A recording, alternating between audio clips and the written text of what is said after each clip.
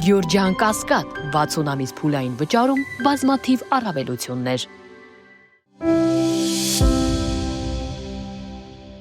Հայ-թուրքական հարաբերությունների կարգավորումը Անկարան հայ-ադրբեջանական խաղաղության սպիդոմետրով էր չափում, եւ ահա Ռեջեփ Թայիպ Էրդողանը հայտարարում է Հայաստանն ու Ադրբեջանը առավել քան երբևէ մոտ են խաղաղության համաձայնագրի ստորագրմանը, հետեւապես դեպի Երևան ընդառաջ քայլ կանեն։ Իշալլահ ասել է թե Աստծո կամոք, ընդգծում է Թուրքիայի նախագահը։ Ադրբեջանի հետ մեր երկխոսության մեջ մենք նաև հետապնդում ենք Հայաստանի հետ հարաբերությունները կարգավորելու գործընթացը։ Եկող տարվա սկզբից սկսած մենք որոշ խորհրդանշական քայլեր կձեռնարկենք։ Ինչ ասել է խորհրդանշական քայլ, ինչ է ասում Էրդողանը։ Մասնագետների համոզմամբ թուրքական սիմվոլիկան այս հարցում կարող է լինել օրինակ Հայաստան-Թուրքիա սահմանի բացումը, բայց ոչ թե նույն երկու պետությունների, այլ երրորդ երկրների քաղաքացիների համար։ Մի բան, ինչի շուրջ վաղուց պայմանավորվածություն են ձեռք բերել բանագնացներ Ռուբինյանն ու Քլեչը, եւ չնայած Երևանի առերևույթ պատրաստակամությանը գործընթացը փակուղի գնաց հենց Անկարայի ուղղորդմամբ։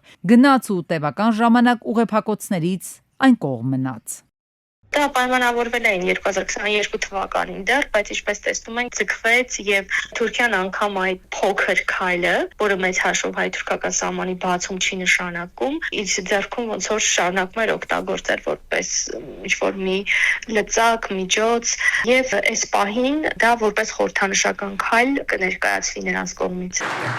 Հայ-ադրբեջանական խաղաղության որ առաջընթացն է ծագել թուրքական աչքը, առանցքային փաստ Ալիևի կաբինետը գիշեր ու ցերեկ այսպես կոչված արևմտյան Ադրբեջան է թմբկահարում, նկատի առնելով ինքնիշխան Հայաստանը։ Օրերս Փաշինյանն առաջարկեց գործընթացներից մեկ ընդմիշտ հանել ինչպես արցախցիների միջազգայինորեն ճանաչված վերադարձի իրավունքը, այնպես էլ հնարովի արևմտյան Ադրբեջանի այսպես կոչված փախստականների հարցը։ Բաքվից արձագանք դեռ չկա, այնպես կարծես թե չեն էլ լսել, ինչ է ասում պաշտոնական Երևանը։ Սառել է ջերմացումը, քաղաքագետի պնդմամբ նախ կարևոր է հասկանալ, թե իրականում ինչ է թաքնված Էրդողանի տեքստերի ստվերում, ինչ եւ ինչու հիմա։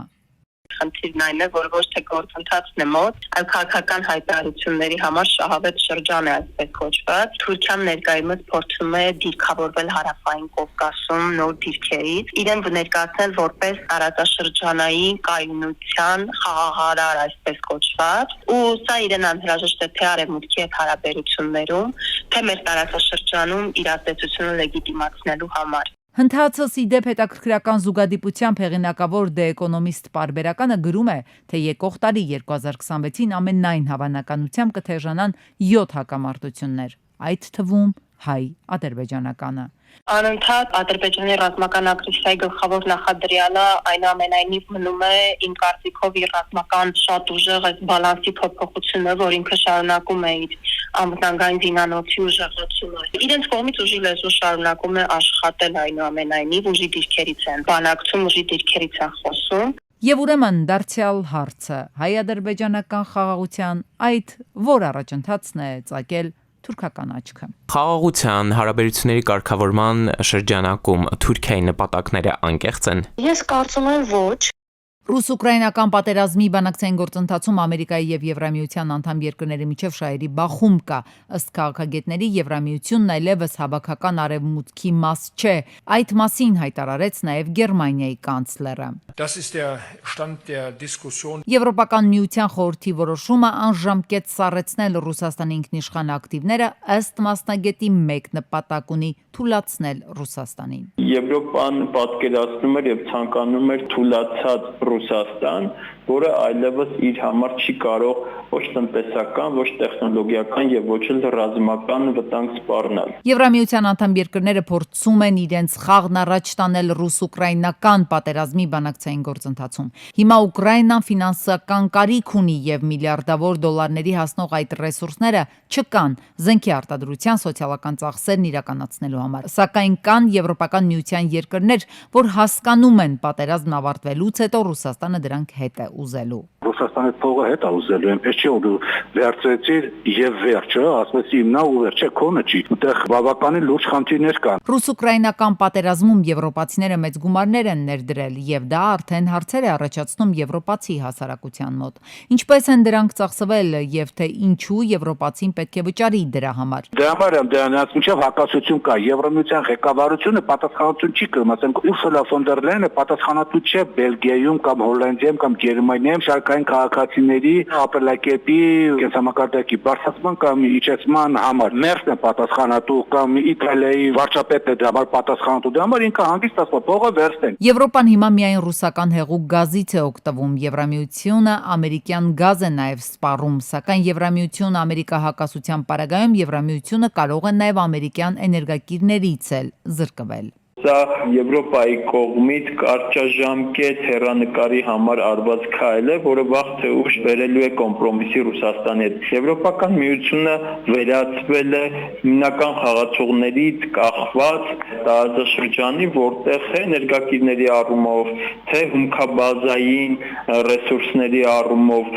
բավականին լուրջ կախվածություն ունի։ Հիմա արդեն Միացյալ Նահանգներից, եթե նախկինում վառելիքի հսկայական պաշարը ներմուծում է Ռուսաստանից, ապա այժմ արդեն նաև Միացյալ Նահանգների։ Քաղաքագետների դիտարկմամբ Եվրամիության ղեկավարներն են, որ ցանկանում են վերցնել ու սառեցնել ռուսական ակտիվները, իսկ Եվրամիության անդամ երկրների ղեկավարները ոչ, քանի որ նրանք անմիջականորեն պատասխանատվություն են կրում երկրի տնտեսական վիճակի համար։ Ուղղակի քաղաքական նպատակահարմարությունը արդեն հաղթել է տնտեսական նպատակահարմարությանը։ Իսկ այս տեսնում ենք դա շատ երկար, ուրեմն գործընթաց է կարող է, ուրեմն շատ երկար կարող է դա տևել։ Սրան զուգահեռ ռուս-ամերիկյան հարաբերությունների որոշակի կերպափոխումը եւս Եվրամիությունում առաջացրել է բավականին լուրջ մտավախություններ։ Ըստ քաղաքագետների ռուս-ուկրաինական հակամարտության այս սցենարը, որը քննարկվում է Ռուսաստանի Դաշնության եւ նահանգների միջև, կհանգեցնի Եվրամիության դերի նվազմանը տարածաշրջանում։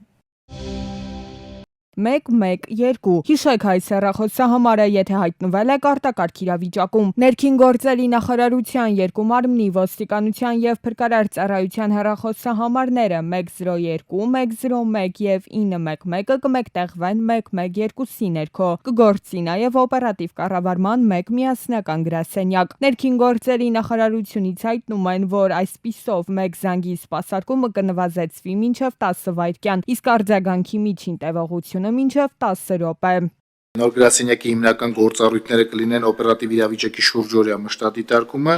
ճգնաժամային հեռախոսազանգերի, ինչպես նաև այլ եղանակով ստացված տեղեկությունների ընդունումը եւ օպերատիվ արձագանքի կազմակերպումը, արտակարգ իրավիճակների առաջացման կամ դրանց սպառնալիքի դեպքում, ինչպես նաև բնակչության պաշտպանության եւ քաղաքացիական պաշտպանության միջոցառումների անցկացման ժամանակ տարբեր արձագանքող ուժերի ներգրավման կազմակերպումը, բնակչության ազդարարման ու իրազեկման, ինչպես նաև հանրային միասնական հաղորդակցության ապահովումը։ Ներկայում շարունակում են գործել 102, 101 եւ 911 հեռախոսահամարները։ Ներքին գործերի նախարարությունը իրազեկման արշավներ է իրականացնելու, որ հանրության շրջանում ձևավորվի վերջնական ընկալումը։ Արտակարգ իրավիճակներում զանգել միայն 112։ Դրանից հետո միայն նախկին հեռախոսահամարները դուրս կգան շրջանառությունից։ Մինչև 27 թվականը կգործի իհարկե 103 շտաբ բժշկական օգնության հեռախոսահամարը, որը հիմա փոխգործելիությամբ կաշխատի 112-ի հետ, մենք կստանանք, եթե այդ կարիքը նաև հասցեագրված կլինի քաղաքացու 112 համարին, կփոխանցենք շտաբ բժշկական օգնություն։ 27 թվականից այդ համարի սպասարկումը նույնպես կտեղափոխվի տվյալ կառավարման գրասենյակ։ Տեխնիկական հագեցվածության եւ ծրագրային փոփոխությունների ուղղություններով ծախսեր են նախատեսված։ Նոր ծրագրային ապահովումը ներքին գործերի նախարարությունում կգործի փետրվարի 15-ից։ Սանկտ Պետերբուրգում բնակվող 22-ամյա Արտյոմի մտքով իսկ չէր կարող անցնել, որ սիրելի էներգետիկ ըմպելիքները մի օր իրենից կխլեն ամենաթանկ բաներից մեկը՝ քայլելու ունակությունը։ Facebook-յան իր էջում գրել է բժիշկ Հայկ Քոչարյանը։ Ես էլ էի խմում օրը 1 կամ 2 շիշ նևրոզ ունեի ու թուլություն, ինձ թվում էր, թե բումը ինձ օգնում է, մինչև այն պահը, երբ սրտիս աշխատանքը արագացավ։ Սկսեց շունչս կտրվել, ավելի թուլացա, մի օր հավաքեցի ինձ, բժշկի գնացի, նևրոզս խորացել էր։ Բարեբախտաբար սիրտս առողջ է, բայց երկար բուժվեցի։ Քրոջս տալի տղան, պատկեր տղան 22 տարեկան, դրանից մահացավ։ Լավ էս ջահելներին դաս չի լինում։ Ամերիկյան առողջության ազգային ինստիտուտի տվյալների համաձայն վերջին տարիներին երիտասարդների կողմից էներգետիկ ըմպելիքների օգտագործումը թեև նկատելիորեն աճել է, սակայն առողջության հնարավոր ռիսկերով պայմանավորված ավելորդ սպառման հետ կապված մտահոգություններ են առաջացել։ Չնայած անչափահասներին դրանց վաճառքը արգելվում է, մեկ է Հայաստանում եւս դրանց սպառումը մնում է բարձր։ Երևանի պետական բժշկական համալսարանի առողջապահական ծրագրերի ազգային գիտահետազոտական հերացի կենտրոնից նշում են, որ վերլուծությունները ցույց են տալիս զգալի տարածվածությունը եւ դրա հետևանքով կողմնակի բարդությունները, հատկապես սրտանոթային եւ նեյրովեգետատիվ համակարգերի վրա բացասական ազդեցությունը։ Մասնավորապես վերլուծության արդյունքում հայտնաբերվել է սրտի կանգի 9 դեպք, որոնցից 3-ն ավարտվել են մահվան ելքով։ Կողմնակի ազդեցությունների էթոլոգիան բացատրվում է այս ըմպելիքներին բնորոշ նեյրոխթանիչ հատկություններով, որոնցում կոֆեինը գերակշռող բաղադրիչ է։ Կենդանիների վրա կատարված փորձերը ցույց են տվել, որ էներգետիկների ազդեցությունը մարդկանց եւ կենդանիների վրա համընկնում է։ Այս մտահոգությունները ներառում են սիրտ-անոթային խնդիրներ, նյարդային համակարգի խանգարումներ եւ հնարավոր կախվածություն։ Ալկոհոլն էլ, կոֆեինն էլ, տաուրինն էլ, իրանք չհաշված նարկո պարունակող ուտելիք կամ ըմպելիքներ, իրանք բացի սովորության ուժից հենց կախվածություն առաջացնելու հակումել ունեն, դից պատճառով կարծում եմ ավելի շատ ցույց կախվածություն է այդտեղ գործում, քան թե որ իրանք ինչ-որ տալիս ուժ, էներգիա եւ այլն։ Եվ ինչքան ինձ հայտնի է, ֆիզիոլոգիապես դասավորված ըմպելիքները աշխարհի ամենավնասակար ըմպելիքներն են։ Էներգետիկ ըմպելիքների օգտագործման աճը հատկապես երիտասարդների շրջանում վիճակագրական տվյալների համաձայն 1977-ից 2009 թվականների ժամանակահատվածում հանգեցրել է կոֆեին օգտագործող երեխաների եւ դեռահասների կողմից կոֆեինի ընդունման 70% աճի։ Մասնագետները հիմնվելով ձեռք բերված փորձարարական եւ գիտական ապացույցների վրա առաջարկում են այս ըմպելիքների օգտագործման ավելի խիստ սահմանափակումներ։ Այնուամենայնիվ մեծահասակների համար կոֆեինի առաջարկվող օրական չափաբաժինը 400 միլիգրամ է, 12-ից 18 տարեկան երեխաների մոտ 100 միլիգրամ։ Էներգետիկ ըմպելիքների օգտագործման հետևանքով առաջացած ռիսկերի նվազեցման նպատակով տարբեր երկրներ դրանց սահմանափակման ուղղված տարբեր քաղաքականություններ են մշակում։ Օրինակ, Դանիայում, Թուրքիայում, Նորվեգիայում, Ֆինլանդիայում, Լատվիայում, Ուրուգվայում, Իսլանդիայում գործում է դրանց օգտագործման բացարձակ արգելք։ Դաժե երկրորդ հարգի մարդ են գելերստե առաջի հարկ 60-ականներին կառուցված այս շենքերը խոնավությունից արդեն քարուքանդ են եղել, ամեն անզգույշ շարժումից հատակը փլվում է։ 90-ականներից այստեղ բնակվող Տիկին Բուրաստանը մեկ անգամ չէ, որ ընկել է։ Ընկել եմ, այդ ծադից ընկել տրախվել եմ։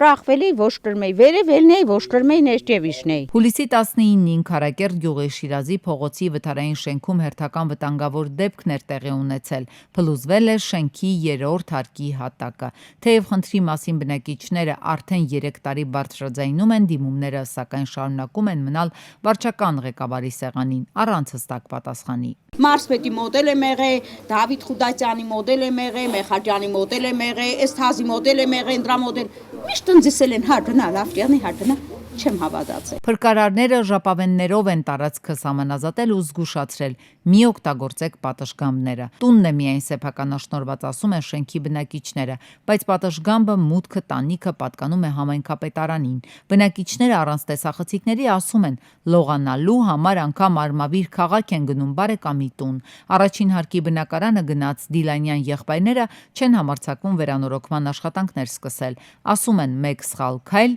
եւ կարող է ամեն ինչ փլվել նրանց գլխին։ Արդեն փոշմանել են, որ գնել են։ Մի տարի է, մենք ենք առել։ Ու այս բանը դες բլաձ է եղել, որ մենք առել ենք։ Անձրև խփե կամ 5-ը հինա, դրանից է շատ բան եղել փլե։ Համայնքապետի տեղակալն էլ պարզաբանում է, խնդրին ամբողջությամբ տեղյակ են, այն ներառված է առաջիկա ծրագրերում։ Մինչև գարուն կլուծենք, խոստանում են։ Հիմա հասկանում ենք, հա, բաներ կա, որ փլվել է։ Պրոստը մենք չենք կարող այս պահին որոշենք ոնց կարելի է սրա վերանորոգումը կազմակերպել։ Տները սեփական են, Մենք գյուղապետանով չենք կարող գումար ծախսենք։ Բնակիչները պատմում են, թե համայնքապետարանից, մարզպետարանից ամեն անգամ այսպես են համոզում, լրացնում իրենց խոստումներով, հարցը կլուծենք։ Համայնքի ղեկավարի տեղակալը վստահեցնում է, խնդիրը լուծում կստանա, բայց արդեն հաջորդ տարվա ծրագրերում։ Իսկ մինչև այդ Քարակերտի Շիրազի փողոցում շարունակում են քնել, արթնանալ, փլուզման վախը սրտում։